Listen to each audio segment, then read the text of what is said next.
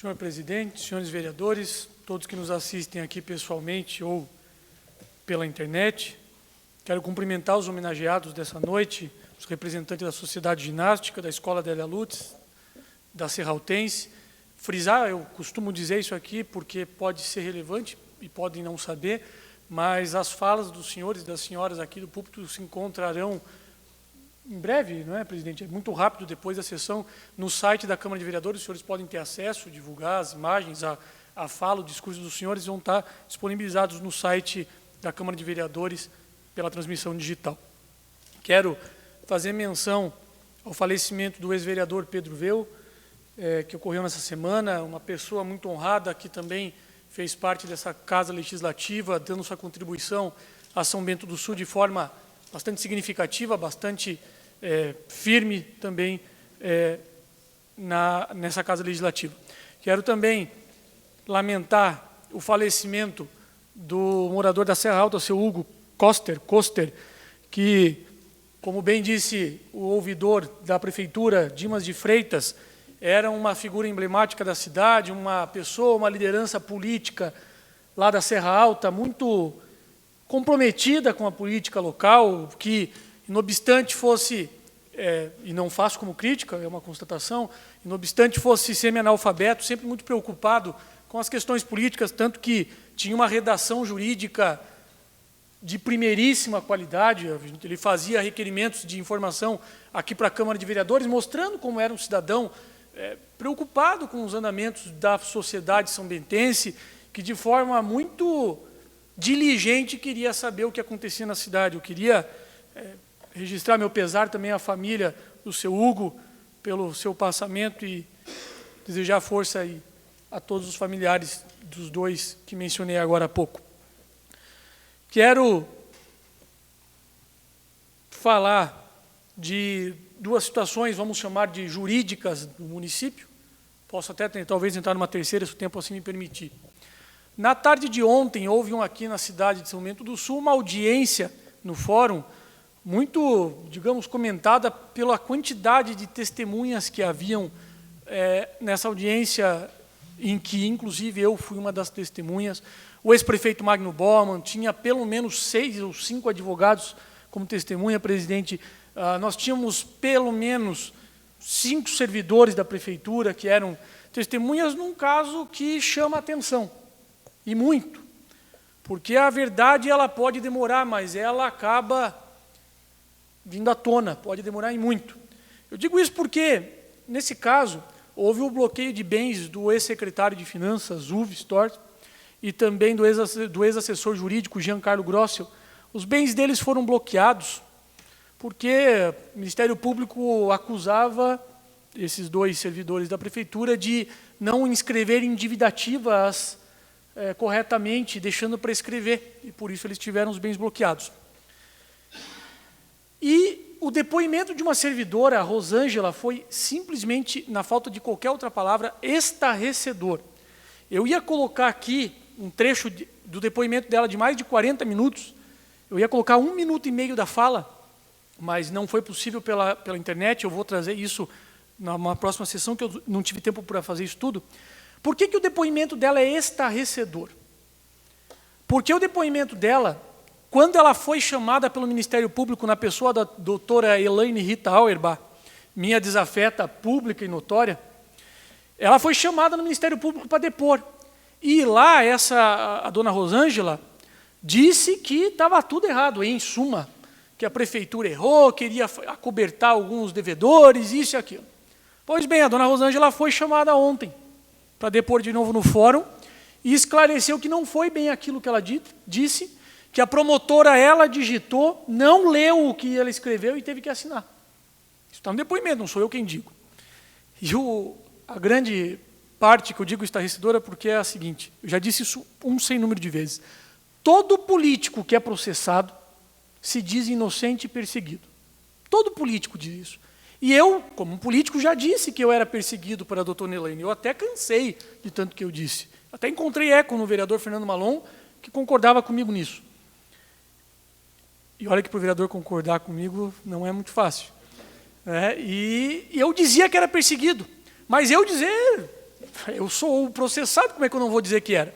Pois bem, a Rosângela foi em juízo ontem e disse, em alto e bom tom, que a promotora de justiça, no meio do interrogatório, dizia assim: São Bento do Sul precisa se livrar de certos políticos, que não merece estar nas mãos de certos políticos. E aí o juiz pergunta, e quem seriam esses dois políticos? E a dona Rosângela disse, olha, eu não quero dizer porque é constrangedor.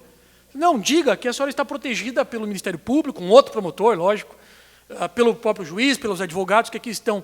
E ela disse, hoje o problema de São Bento do Sul é o Fernando e o Godoy. Ela pergunta, que Fernando? O Malon. Justamente o vereador que foi processado um sem número de vezes e eu outro sem número de vezes, e registre-se, absolvido em todas que ela moveu. Eu só digo isso porque antes era eu a vítima, eu era o coitado, por mim mesmo. Agora nós temos uma testemunha que diz que foi pressionada a tentar induzir. O objetivo daquela investigação era tentar achar um problema que eu teria eventualmente feito, enquanto procurador do município, ela não achou, descontou nos outros. E aí agora está sendo apurado, eu não faço ideia de qual vai ser o resultado, mas eu vou trazer esse depoimento aqui, eu vou buscar responsabilização civil e criminal contra a promotora de justiça, que isso não é promover justiça em lugar nenhum do mundo, porque com esse depoimento fica claro que havia uma perseguição política e, ao meu ver, eu estou dizendo por mim, porque não caberia esse argumento ao vereador Fernando Malon, porque ele pertence ao governo municipal, à base do governo, porque eu faço oposição política ao partido cujo tio dela é vice-prefeito hoje na cidade. Isso, para mim, é inconcebível. E destacar, nesses depoimentos, um magistrado foi ouvido também, o doutor Luiz Paulo Del Ponte Lodete. Ele foi ouvido, o depoimento dele também é público, assim como o da dona Rosângela. Inclusive, o meu depoimento nesse processo é público, basta acessar o site do tribunal. Que essa gestão, e eu estou formulando um requerimento de informações para ser protocolado amanhã e a discussão na segunda-feira, que só vai ser respondido certamente para o ano que vem, pelo fim do ano legislativo, que essa gestão está deixando acontecer vários casos de prescrição intercorrente. O que é isso? É quando se executa um processo, uma dívida, e deixa de se movimentar o processo. O processo fica parado. E aí ocorre a prescrição intercorrente. Inclusive, citou o magistrado um caso em que o PROCON multou uma empresa em R$50 mil, essa empresa pagou R$50 mil e a prefeitura não comunicou e o processo continuou tramitando até hoje, é um caso pontual. Quando se ocorre a prescrição intercorrente, via de regra, não é absoluto, mas ela acontece por desídia, por falta de comprometimento da equipe jurídica com o processo. Eu fui procurador do município. O senhor me dá mais 30 segundos, presidente? Pode concluir, vereador. Pode ficar à vontade. Obrigado. Quando eu fui procurador do município, eu fui acusado pelo ex-vereador Cives de fazer corpo mole num processo do posto 1 e disse, inclusive, que eu estaria recebendo dinheiro por trás, como diz ele. Não recebo nada por trás, muito menos dinheiro. E eu levei isso à justiça, fiz uma queixa-crime contra o ex-vereador, em que foi, por força de acordo judicial, obrigado a se retratar aqui no púlpito, se retratou. Não estou acusando ninguém de fazer nada errado, mas estou acusando agora, sim, a Procuradoria Jurídica de desídia. Estão trabalhando de uma forma que não condiz, e eu produzo esse requerimento de informação para esclarecer isso. E já que estou falando da Procuradoria Jurídica, não estou atacando, até porque tenho amigos lá dentro, dizer que os bens do prefeito Fernando Turi, que foram bloqueados na tarde de hoje, numa ação popular que eu já havia mencionado aqui, e vai haver uma gritaria sem tamanho, dizendo, mas a obra é da época do prefeito, Magno Bauman. De fato, a obra feita em 2012, na Dona Francisca, foi mal executada. E logo, pouco tempo depois do asfalto ter sido feito, já apresentou várias crateras, que é o termo que se usa aqui, impressionantes, inclusive, o tamanho que se diz. Caberia à prefeitura, acredito talvez também pela Procuradoria Jurídica, não arrumar a obra, e sim chamar a empresa que fez a obra e executar via garantia que fosse refeita a obra. O que a prefeitura fez com o próprio dinheiro e começou a arrumar. E aí o prefeito, porque eu sempre digo, o Godoy gosta de pegar a bola quicando e dar as bicudas, e sair chutando, como se ninguém fizesse. O prefeito também viu a bola quicando, vereador Ede. E disse no jornal que alguns asfaltos não foram bem feitos, por isso nós temos que arrumar. Viu a bola quicando e resolveu de chutar. O problema é que a bola parou de quicar. E agora a justiça também, e isso é bom que se frise, diz que bloqueia os bens do prefeito porque a prefeitura vinha protelando o processo, não vinha conduzindo bem o processo, vinha tentando enrolar no processo. E os bens do prefeito hoje foram bloqueados. Eu lamento isso, não pensem que é ironia, não é. Eu lamento essa indisponibilidade de bens, porque é uma medida que machuca, que dói. E eu lembro muito bem quando o ex-prefeito Magno Bauman teve os bens bloqueados, o alarde que foi feito em cima disso.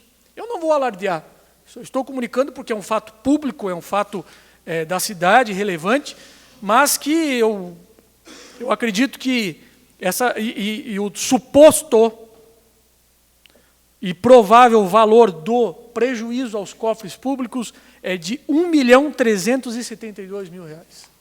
Essa é a cifra estratosférica. Obrigado, senhor presidente, pelo tempo excedente. Obrigado, senhores vereadores, e a todos que nos assistem. Obrigado, vereador. Próximo vereador, se quita a palavra a mim, por favor.